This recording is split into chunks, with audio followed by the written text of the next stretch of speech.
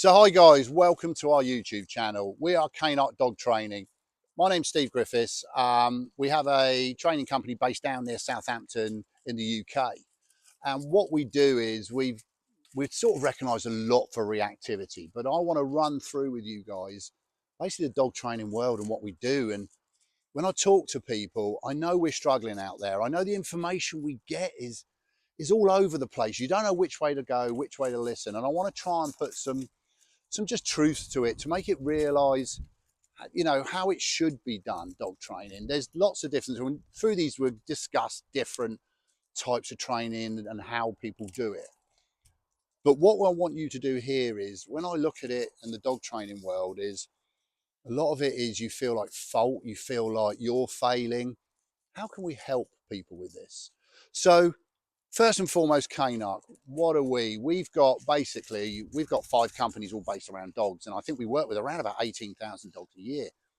When it comes to training, I think we've got now 5 trainers down here. Just me personally, I work with around 1,200 dogs a year, and that is, I reckon, probably 1,000 of those are reactive. So we're getting recognised for reactivity.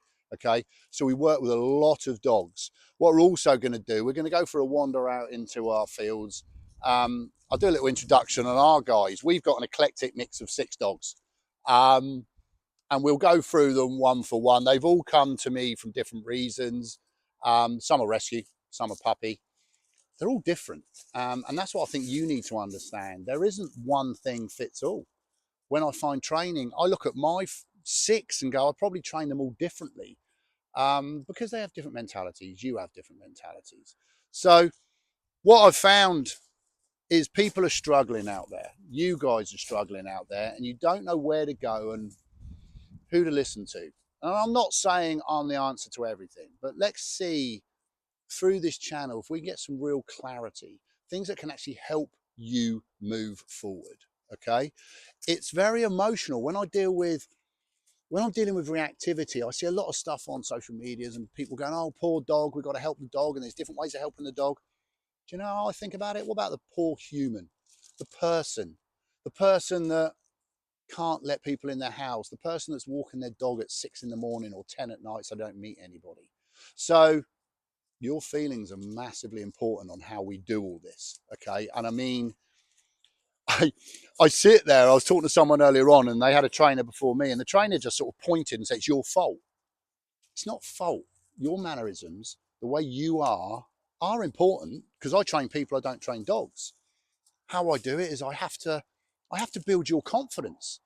That way, if I build your confidence, the dog grows with you.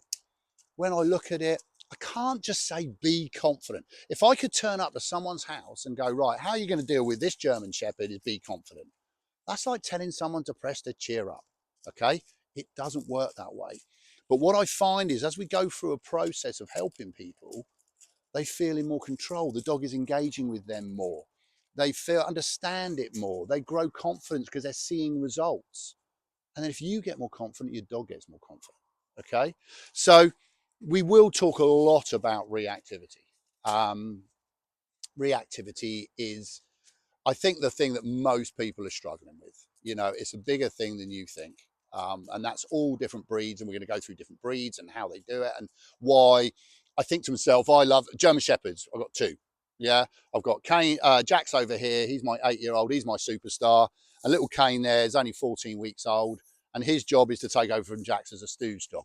So he's got big, big, big feet to fill. I mean, with Jack's is, if anyone around here that's worked with Jack's would know what a superstar he's been, okay, and how he helps other dogs. So we're going to go through the process, and we're going to show you individually how we train them in different ways, okay? If we look at little Fudge here, I'll say little Fudge. Fudge came to me as a rehome, at the risk of being put to sleep, was massively all over the place. I couldn't have let you in my house and let him out. I would have had to cross my fingers he's not going to do something. Now you come to my house, he's the first one for a cuddle. Okay, different mentality of a dog. Why? He's more confident. He has more structure. I see a lot of the training world. We're dealing with things and trying to be alpha males and dominance. It's not about alpha males and dominance, but your dog does need someone to follow. if they've got someone to follow, their life's stress-free, okay? So I want you to start thinking of this. We're going to go through a process and I'm going to show you how we start producing it. Doesn't matter what you want as an end game. Set yourself up a realistic end game. Now, you might want to do high level obedience. You might want to do agility. You might want your dog just to be a pet dog, but you need three things in life, really. You need your dog to engage on you. You need your dog to be confident and a dog to be balanced. Because I suppose the aim for all of us is to have the perfect dog. The perfect dog is our dream. But what is the perfect dog?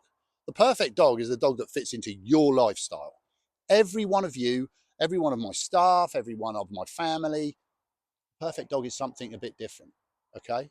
So to get the perfect dog, setting yourself realistic goals. How can we build the dog? What do I want out of this? You know, what does the average pet owner actually want? They want a dog to be calm in the house, get in its bed when it's told, walk nicely on a lead, and come back when it's called. That's what it is. Some people want more, but you still need to work to get to that point. So we're going to go for a little wander and take the dogs out into the field. Oh. So we're lucky enough, this is our base. Here at Cainark, we do holiday and train. We've got 3 holiday apartments where people will bring their dogs and do some training. Oh, look, I've got a cough. Which one's mine? See, I even get coffee delivered. No, I'm not handing it to you. Yeah. So we offer that. We offer different training classes. We do one-to-ones. We're lucky enough to have here about 6 acres. So my dogs live the dream generally. When people see videos of my dogs and go, oh, they're robots. No, 90% of their week, they're off lead doing whatever they want to do. So, you know, what I'm aiming for when you come out here, I'm not saying anything. They follow me, they come in with me. It's just off lead freedom, letting them be dog. That's so important to me. So guys, first introduction, boy wonder, Jax, come here. So Jax is an 8-year-old working line German Shepherd. Came out for a company down in Bath that produced home protection dogs. So high level drive. But my plan always, because of what I do with reactivity, I wanted to create a stooge dog, which people say is quite tough with working line shepherds. So he's now 8 years old, and I wouldn't even exaggerate if I said he probably works with over 1,000 dogs a year. So he has to come out. His idea, the idea with using a stooge dog, he's not just an outline of a dog. He is confident. He is balanced. He can be around other dogs, giving a real clear message. Okay, so when I look at Jax and what a star he's been, he's going to be hard to replace. Now, even though I had 5 dogs, now what is it now? 7 weeks. Okay, I got my 8-week-old puppy, which is Kane. Okay, Kane's job is to take over from Superstar. Tough. So I've got him, but for me, it seems mad I'm adding now 6. But to take over, it's going to be a 2-year journey for Kane to get him to that point of where he's balanced and confidence and really work with other dogs. And then Jax be 10. Now, when he works with other dogs, he's put under a lot of pressure every day, so he's got to be able to cope with that. And at 10 years old, what I can't do is he can't do it anymore, and I just get a dog off the shelf. I can't. So Kane over there, Kane is 14 weeks. The aim is to turn him into a stooge dog. So yeah, he's been a superstar. What have we found with Kane at the moment? Do you know what? He's been so balanced. He takes himself to bed at 7:30. He's not chewing up the house. We've had the Velociraptor stage. He's come out of that. He's reacting to other dogs. So when he sees something a bit anxious, he's reacting. So I'm going to have to work through that and build that confidence, okay, on that. And the other one is he gets a bit sick in the car, which is quite commonplace, especially dogs under a year. So he gets in there, he drools, he's soaking by the time he comes out. So we're just going to slowly build him that he can cope with that. Ray. So Ray came to us, I don't know, it's a bit of a sort of rehome croak, whichever, but she was very anxious, Cane Corso. And by the way, were telling us that Cane Corso, the next XL bully on steroids. Don't get me started. We'll talk about that later. But she's got hip dysplasia in both hips and elbows, so life has been painful. When she reacted, she never reacted in a bad way. She was just very nervous, didn't want to go near anything. So we've got her onto meds to help with the pain. And what I find now, the difference with her is she used to bark at you from 40 feet away, wouldn't come near. She might bark from 6 feet away, but she'll come over to say hello. So she's changed around big time. We've also got Remy. So we've got Remy now. Remy must be just over 18 months old, Fox Red Lab. Hannah got her. She likes the obedient stuff. She likes the tricks and flicks and all the things, and she's been really good at that. So we got her as a pup, and she's been a superstar. I actually can use her as a stooge dog. She's not as confident, but she can work quite well. She's completely balanced. She's not bothered by other dogs. So we've created a really good, not overly worried about other dogs or running up to other dogs. She really does engage. Then we've got Fudgy. Come. Fudge is sort of a bit of a hero. The backstory of him is a guy rescued him out of the big city where he was getting mistreated quite badly, and the guy, fair play, got him out of that situation, and he brought him down here to Southampton. Now, this guy is a lovely guy, but he struggles with his own mental health. Where Fudge was a bit all over the place, the guy was struggling. They just battled each other. You know, we had lots of very frank conversations. He was getting to the end of his tether and didn't know what to do, and even was thinking about calling it and putting him to sleep. So I got an email, Steve, if someone doesn't take this dog, I don't know what to do. I said, look, drop him off to me. I'll work him. I'll rehome him. That was at 1 o'clock. By 3 o'clock, he was with me, and I got a big email all about Fudge, and I'm still in contact. It's a great guy, just at his depth with Fudge. So we've done a lot of work with Fudge. He was very all over the place, resource guarded everything, was very anxious around people, and I'd had to be careful that he wouldn't bite. He was definitely a bite risk. He's changed around now. He is my superstar. I'm now using him as a stooge. I'm going out working with other dogs. He can be happy around people. And when I think about it, a lot of it, what he wasn't very good at is under pressure. So people tried to make him listen, make him do things, and he reacted to that. So I had to build his confidence, build his trust within me to get him to go, right, you're worth following. So my little mix of dogs, as you can see, and I will bring Dolly out onto this one. She's the bulldog, but it's a real eclectic mix for different reasons. So I've done rescues, rehomes, I've done puppy, and actually touching on that, you get a lot of pressure you got to rescue. It's got to be right for you. So whether you get a puppy, whether you get rescue, think what you want out of it, think what you're going to build, what you need. They both come with their own issues. Puppies you can mold, but you've got to go through all the stuff at the start, and it can be quite all consuming. I would say when you get a rescue, it's a lovely thing to do, but they'll always come with underlying problems. I don't care. We all think we're going to get a rescue and it's just circumstances change. It's a well-trained dog. It's going to be a superstar. Doesn't always work that way. I generally would find any rescue I get in will come with some underlying problems, just even if the change created it. So we need to build them through that. So different reasons I have. Kane, come. So, yes.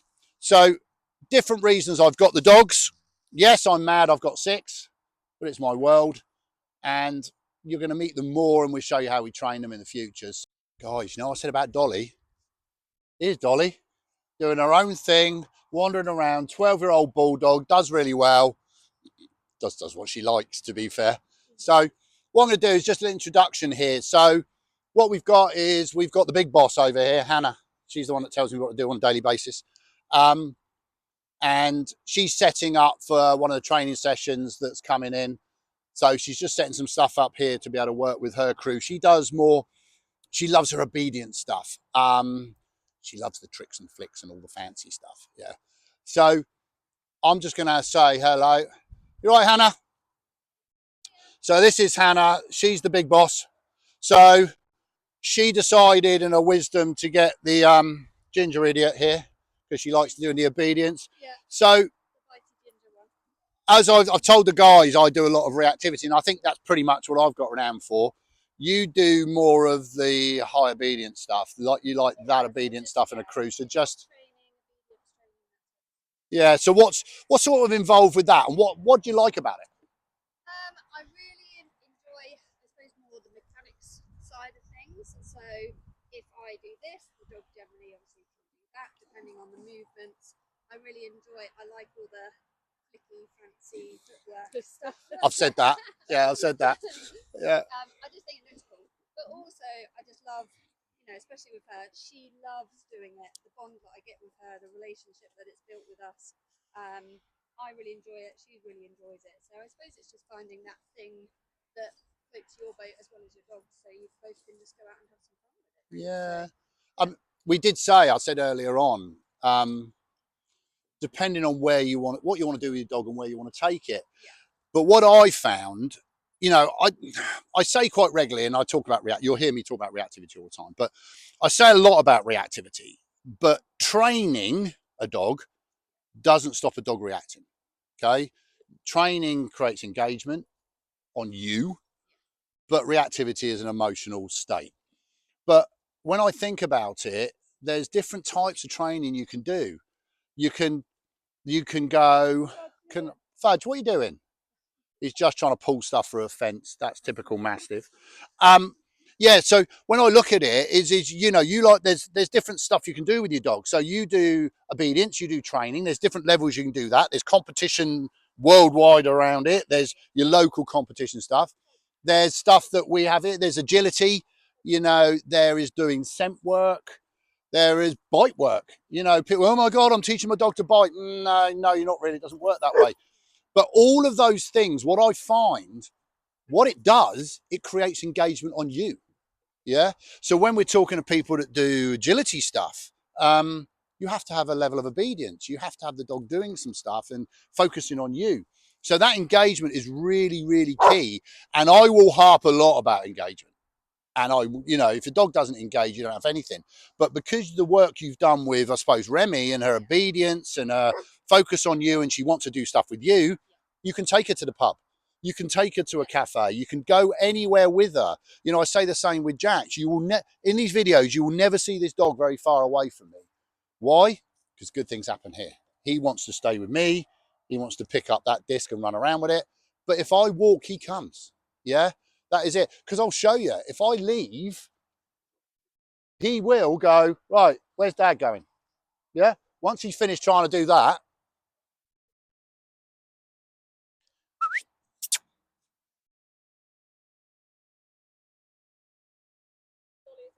oh, look, guys, come and have a look. Come and have a look.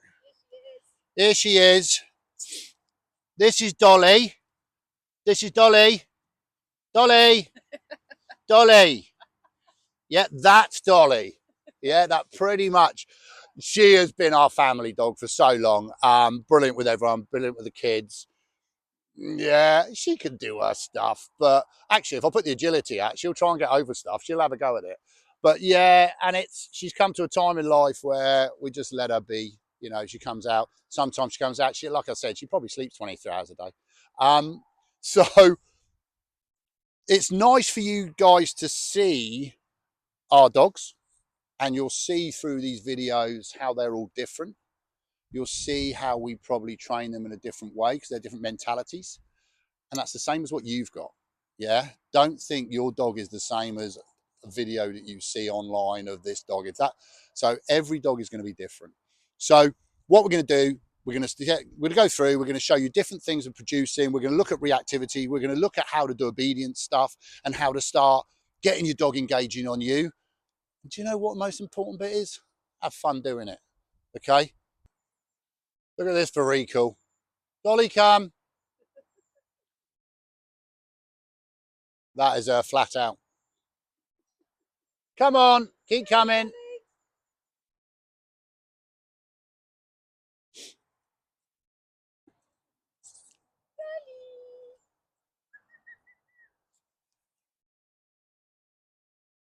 Yeah.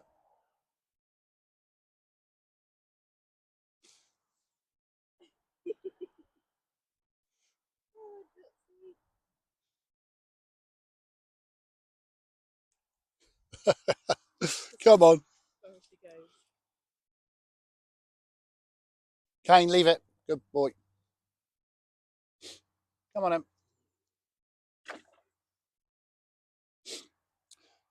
Yeah, I don't know if you still got me on mic, but this is quite funny. We're talking about my different eclectic mix of dogs. But the difference between the Mastiffs and the Shepherds, the Mastiffs will be wherever they're going to be, okay, until I call them. The Shepherds just generally walk with me, okay, wherever I go, these guys will go. And that's like I say, Kane's only 14 weeks. He's already learning it. So he just wants to be around where I'm doing because good things happen here. Yeah. Yeah, there's the Mastiffs, look. So stop putting yourselves under a crap load of pressure. Yeah, feeling it's all my fault. We need to start working forward and building the dogs. Okay, so if you like this video, give us a big thumbs up and make sure you subscribe down below.